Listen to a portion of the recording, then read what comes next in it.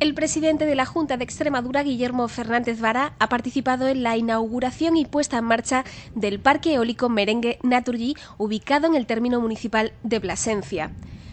Fernández Vara ha apostado por el protagonismo de las energías renovables en Extremadura y ha afirmado que esta puesta en marcha es un nuevo hito en la implantación de las energías renovables en la región. Además, ha abogado por decidir entre todos qué fuentes energéticas queremos, ya que esto influirá en el futuro del país y de la región.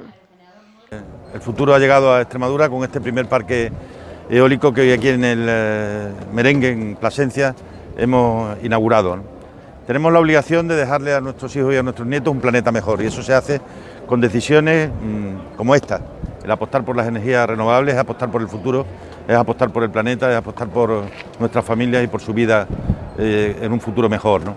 Si queremos impulsar Extremadura hacia el futuro, tenemos que impulsarla con la tecnología, con la innovación y con todo lo que representan hoy los nuevos modos, las nuevas formas en materia energética son las energías renovables. Este es el primer parque eólico de Extremadura, no va a ser el último, y entramos de lleno en la potencia renovable en el futuro, donde Extremadura volverá a ser una parte muy importante de las energías de este país. Aprovecharlo y impulsar Extremadura hacia el futuro. Este parque eólico cuenta con 15 aerogeneradores y se estima que produzca 40 megavatios de energía.